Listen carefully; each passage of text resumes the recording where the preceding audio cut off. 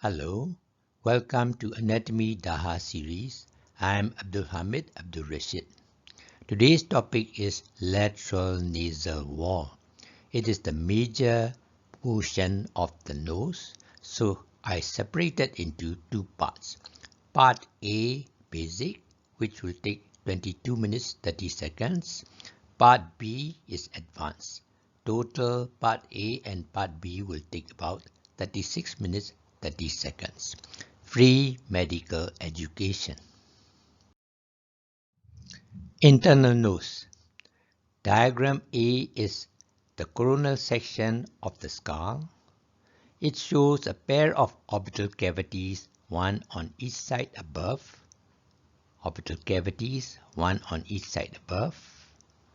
And maxillary sinuses, one on each side below. Between them is piriform, that is pear-shaped internal nose. This is the internal nose. The internal nose is divided by a median nasal septum, this is the one, into right and left nasal cavities. Each nasal cavity is a broad base, wedge-shaped cavity. It consists of four walls: roof, floor, medial nasal septum, and lateral nasal wall. The lateral nasal wall of the nose, red arrow here, this is the lateral nasal wall, separates the maxillary sinus on the lateral side from nasal cavity on its medial side. The outer surface of the lateral wall of the nose is the base of the maxillary sinus. So the outer surface of lateral nasal wall form the base of the maxillary sinus, and the inner surface is the lateral wall of the nasal cavity. They are back to back, sharing the common partition. Skeleton of the lateral nasal wall.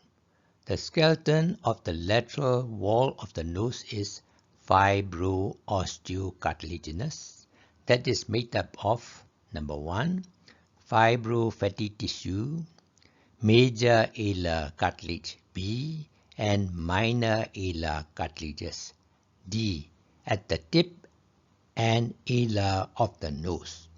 This is fibro-fatty tissue. This is major alar cartilage, and these are minor alar cartilages. 2 lateral cartilage A and median septal cartilage C. These are the lateral cartilage, and this is median septal cartilage C.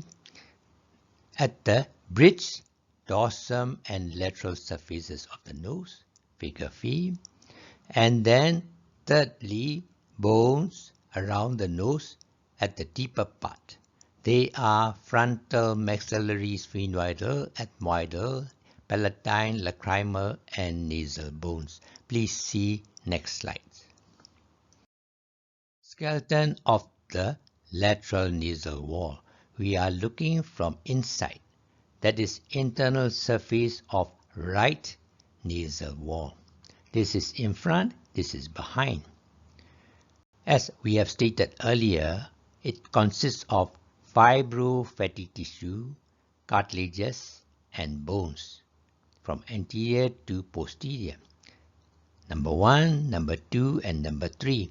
The first one is fibro-fatty tissue and minor alar cartilages. Here, this is the fibro-fatty tissue and minor alar cartilages. Next is we have major alar cartilage B and superior lateral cartilage A. After that, we are going to see about the bones forming the lateral wall. They are number 1 on A, nasal bone, B, lacrimal bone, C, ethmoid bone, D, sphenoid bone, E, perpendicular plate of the palatine bone, F, medial pterygoid plate, and G, maxillary bone. This is the frontal process of the maxilla. Divisions of the lateral nasal wall. Each lateral nasal wall is divided into three areas. A, vestibular area, also known as vestibule. B, respiratory area, this is the one, the biggest area. And C, olfactory area, this is the one. Very first one, A, the vestibular area. It is at the beginning of the nasal cavity, just above the nostril. Just above the nostril is the vestibular area. It is made up of fibrofatty tissue, major and minor alar cartilages, and lined by the skin. Therefore, it consists of stratified squamous keratinized epithelium with coarse vibrissae hairs, sebaceous glands, and sweat glands. Vestibule is limited above by liman nasi. This is the one. It is mucocutaneous junction, that is junction between mucous membrane and the skin. Divisions of the lateral nasal wall. Continuation. Second area is area B, respiratory area. It is the entire part of the nasal cavity excluding the vestibular and olfactory areas. This is the whole part of the nasal cavity. Here is the respiratory area excluding vestibular area and olfactory area. Therefore, it is the largest among the three parts.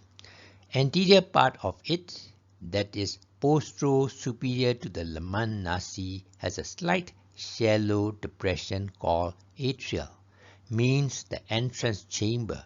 It is devoid of any prominent structures.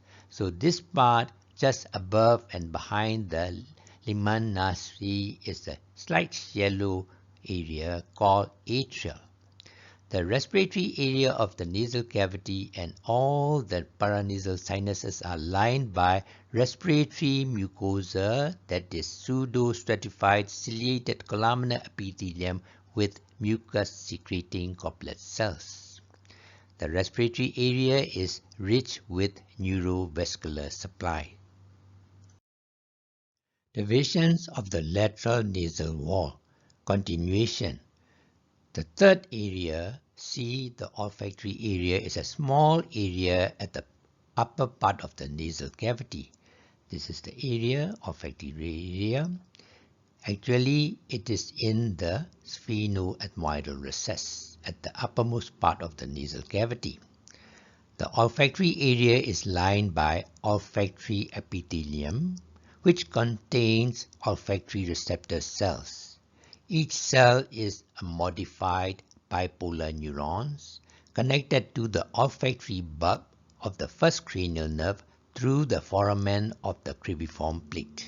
The function is for smell, odor. About 10 to 20 million olfactory receptors are packed in the olfactory area of about 5 centimeters square. The borderline of the olfactory area is not well defined. It is the only area in the body where the nerve cells are exposed and retrievable. This diagram shows bones of the right lateral nasal wall.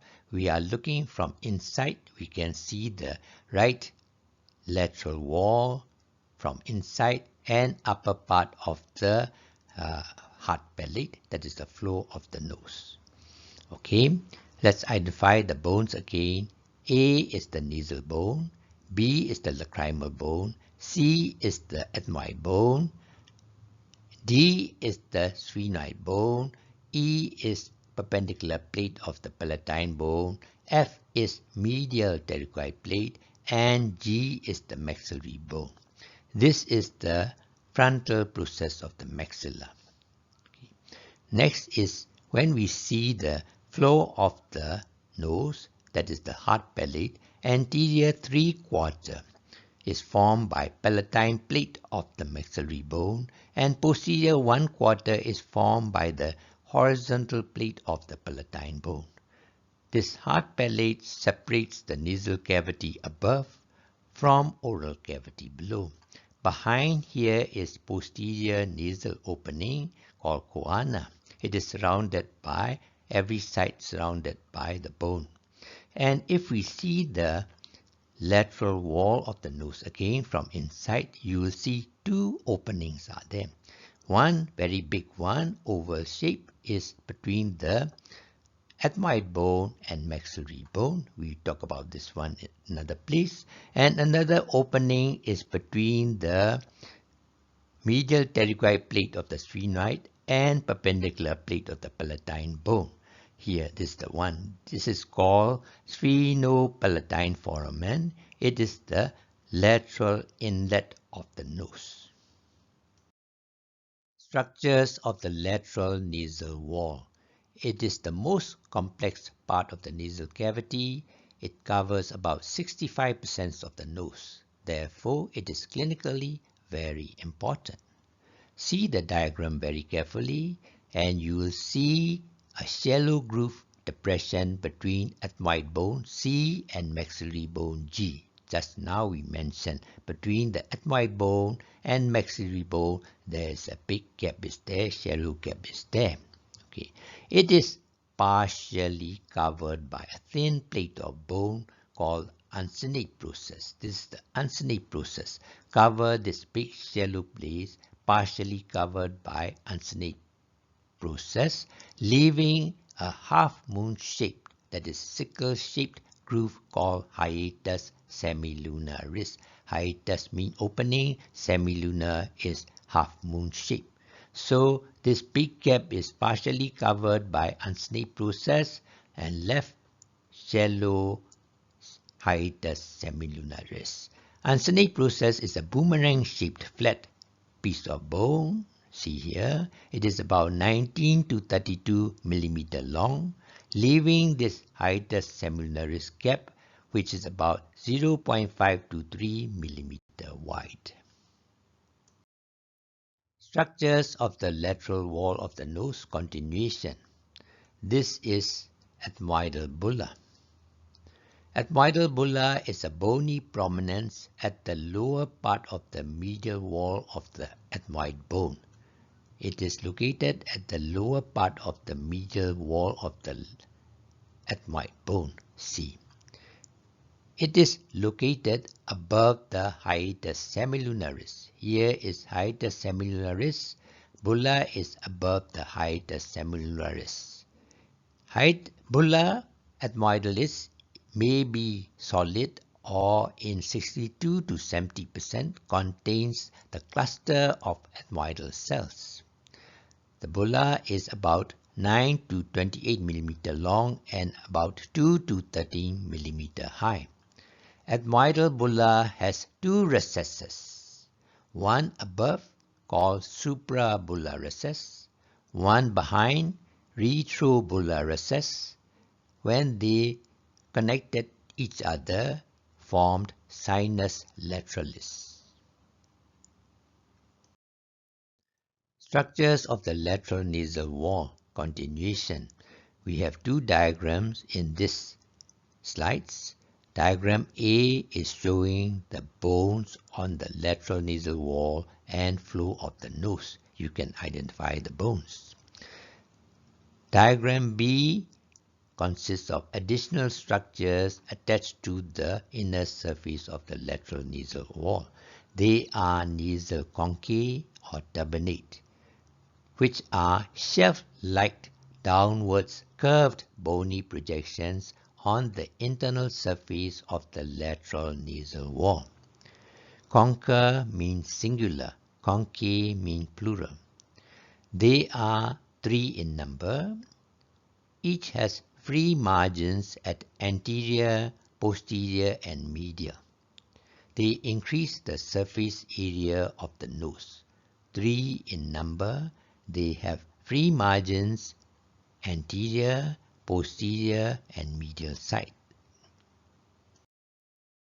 nasal conchae or terminate, continuation.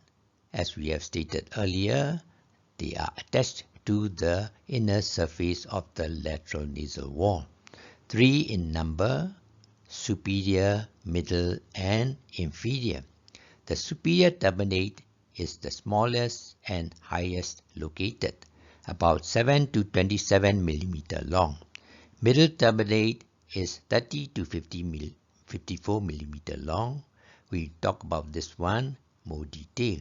Superior and middle terminate are attached to the ethmoid bone. You can see these two are attached to the ethmoid bone. The inferior terminate is about 35 to 58 millimeter long, the largest, and made up of bone and erectile tissue. It is a separate bone. It is attached anteriorly to the frontal process of the maxilla and posteriorly to the perpendicular plate of the palatine bone. This is so huge that anteriorly it is attached to the frontal process of the maxilla and posteriorly to the perpendicular plate of the palatine bone. Recess and metastasis. We are showing the diagrams of inner surface of right lateral nasal wall. What are the recess and metastasis? They are areas or passages on the internal surface of the lateral nasal wall. They are related to the terminate. Let's see few structures on this wall now. Very high up here is cribriform plate of the ethmoid bone. This is superior terminate. This is middle terminate, and this is inferior terminate. Now we are going to talk about the passages or spaces related to the terminate. Above the superior terminate, that is between the cribriform plate and superior terminate, is a passage there in front of the sphenoid bone called sphenoethmoidal recess. So sphenoethmoidal recess is above the superior terminate, below the cribriform plate. Next, we are going to talk about the metastasis. Superior meatus. Superior meatus is underneath the superior terminate. This is superior meatus. Then middle meatus. Middle meatus is under the middle terminate. This is middle meatus.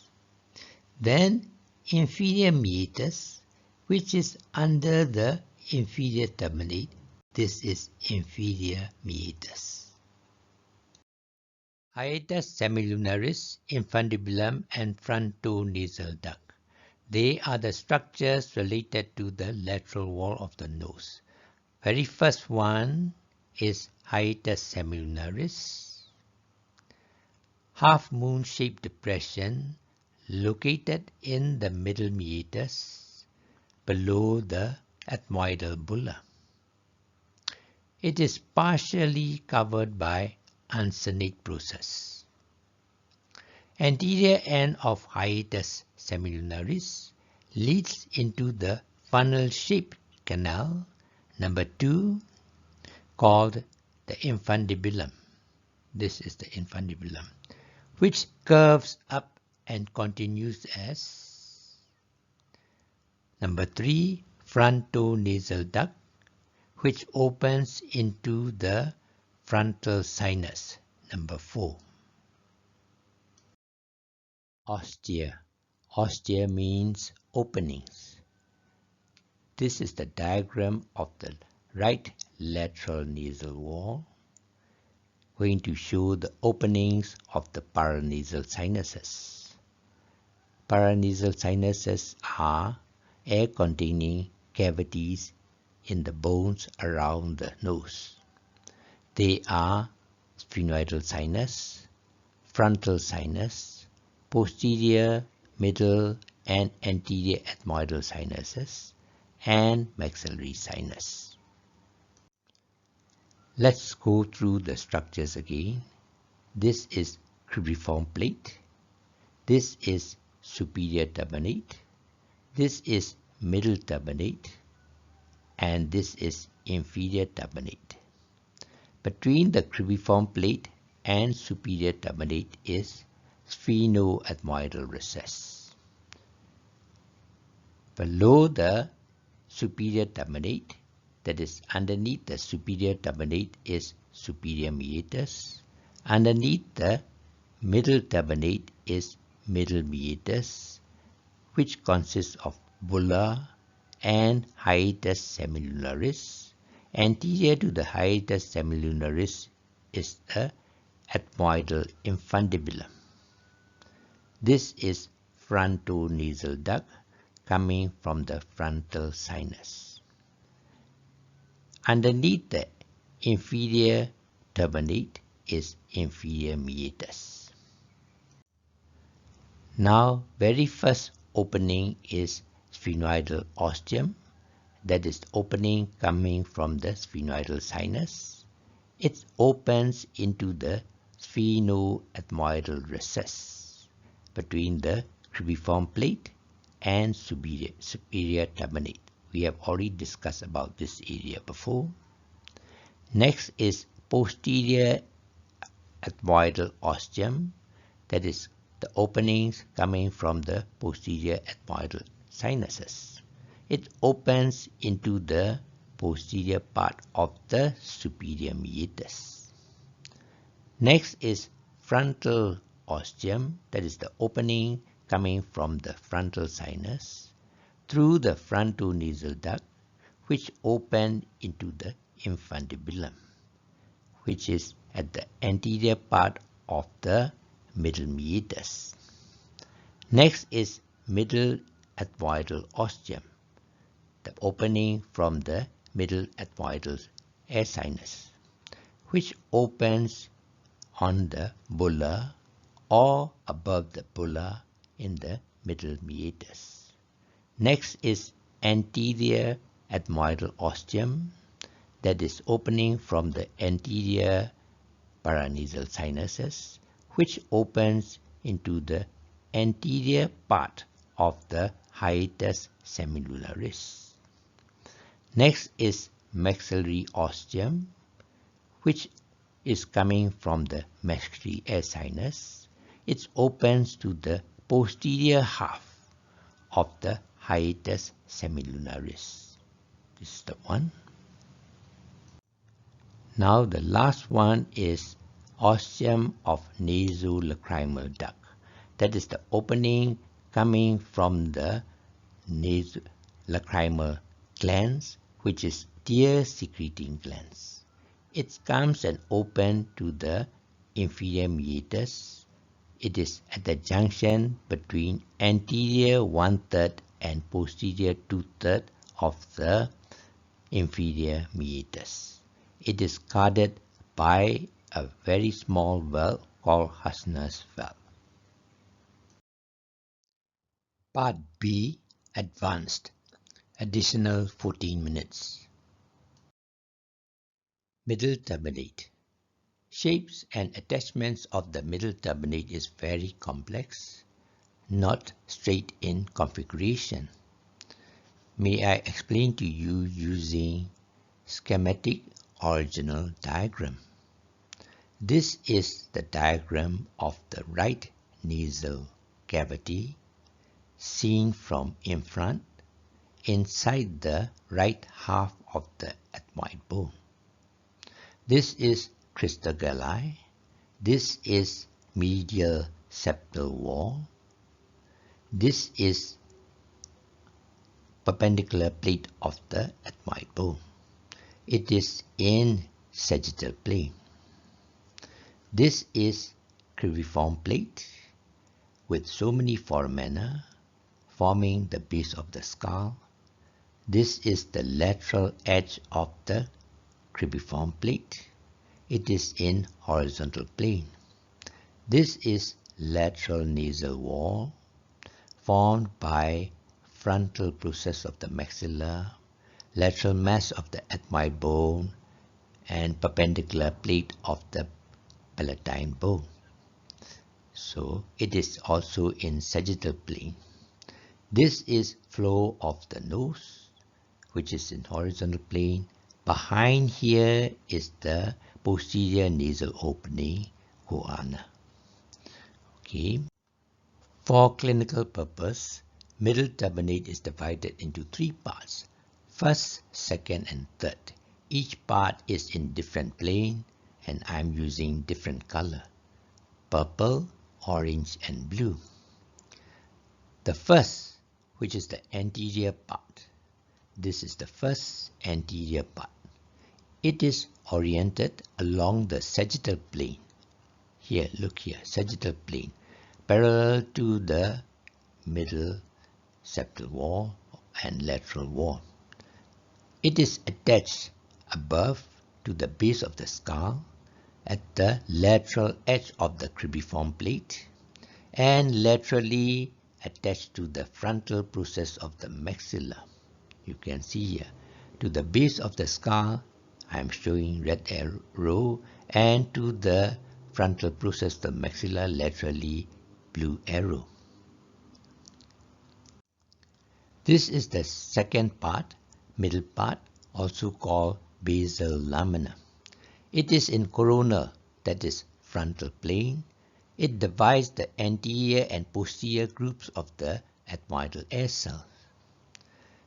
This is the third part, the posterior part. It is in horizontal plane, parallel to the roof and floor. You can see here, it runs along the lamina praepacia of the ethmoid and perpendicular plate of the palatine bone.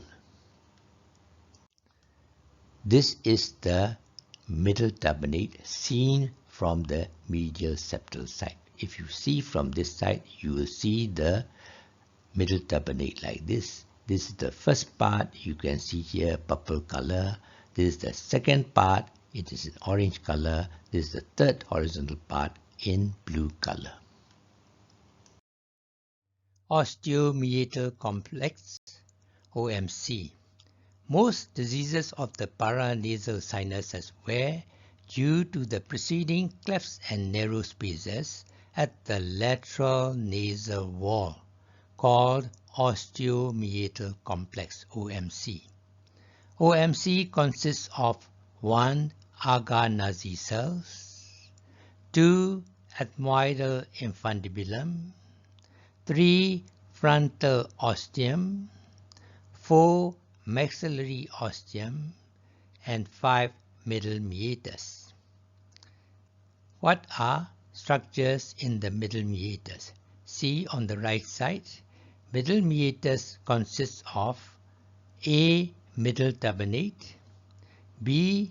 Ethmoidal bulla, C. Hiatus semilunaris, and D. Unsenate process. Agar cells. Agar means mount or eminence. Nazi means nose. Agar means mount in the nose. When it is pneumatized, that means contains air, called agar cells. They are most constant, that is 98.6% anterior ethmoidal cells, located always at the anterior edge of the middle terminate, on the lateral wall of the nose, above the atrial. They have pathological role in obstruction of frontonasal duct. We are going to talk about two ducts in these slides.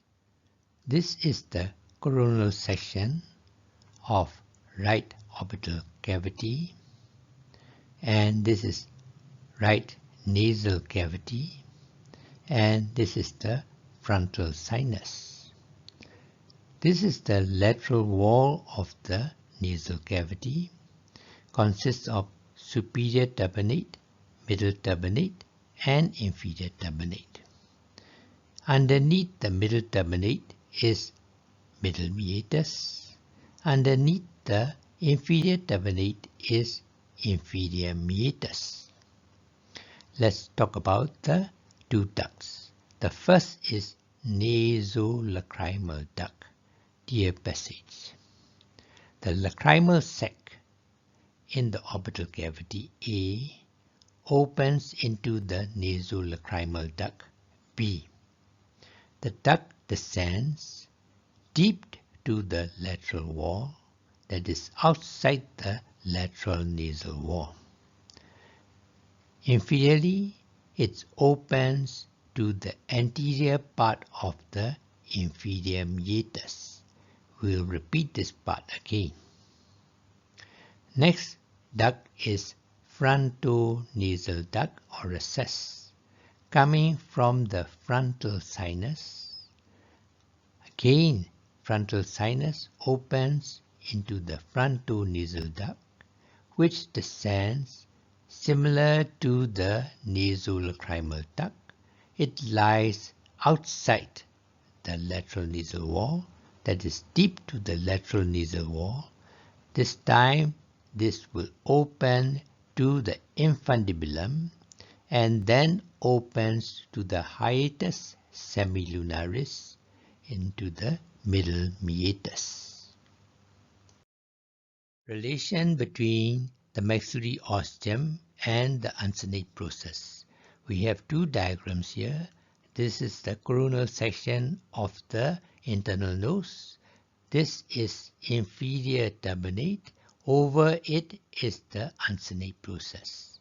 This is maxillary sinuses, and this is the opening.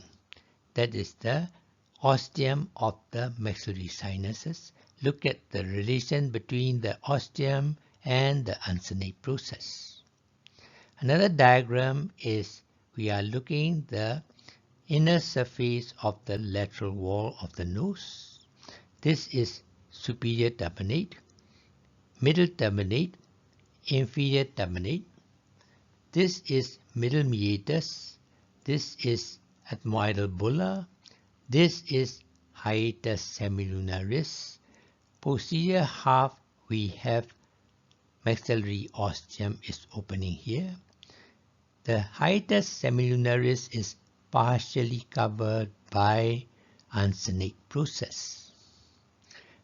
If it is so, let's talk about this. The unsenate process partially covers the hiatus semilunaris in figure B. Maxillary osteum commonly opens into the posterior half of the hiatus semilunaris, about 68%. The unsenate process is very often extends up higher to the level of maxillary osteum. You can see in both diagrams. The essence is that in such case, the unsenate process is very likely to cover the maxillary osteum and thus needs to be prior assessing maxillary osteum. Removal of the unsenate process is the first step of endoscopic maxillary sinus surgery, and thus why the anatomy of the unsenate process is very important. Variations of the upper attachment of the unsenate process. We have three diagrams here.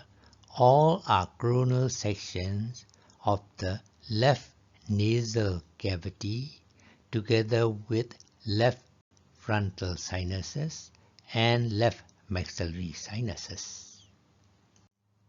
This is inferior terminate and this is middle terminate. In all cases, as we know, unsenate processes are attached from the inferior terminate inferiorly, but superiorly they have variations. A. If unsenate process coming from inferior terminate attached to the lamina prepucea on the lateral wall, the drainage from the frontal sinus will come medial to the unsenate process directly into the middle hiatus, that is in 50%. But in B and C, the unsenate process coming from the inferior terminate in B goes up and attached to the skull base, or goes up and attached to the middle terminate, then drainage from the frontal sinus. Here in this 10% will come down lateral to the unsenate process. Here also come down in 40% lateral to the unsenate process, together with drainage from the maxillary sinuses. Functions of the terminate. 3 terminate divide the lateral nasal wall into 4 air channels, passages, 1 recess and 3 hiatuses. They are covered by adherent mucoperiosteum, that is mucous membrane over the periosteum. Terminate or conchae serve as number 1, increase surface area in the nasal cavity exposed to the inhaled air. 2. Maintain the directional and laminar flow of air in the nose around the exposed mucosa over the terminate.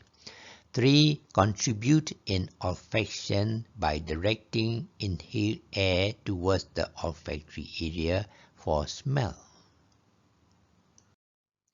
The end, illustrated and presented by Dr. Abdul Hamid Abdul Rashid, Free Medical Education.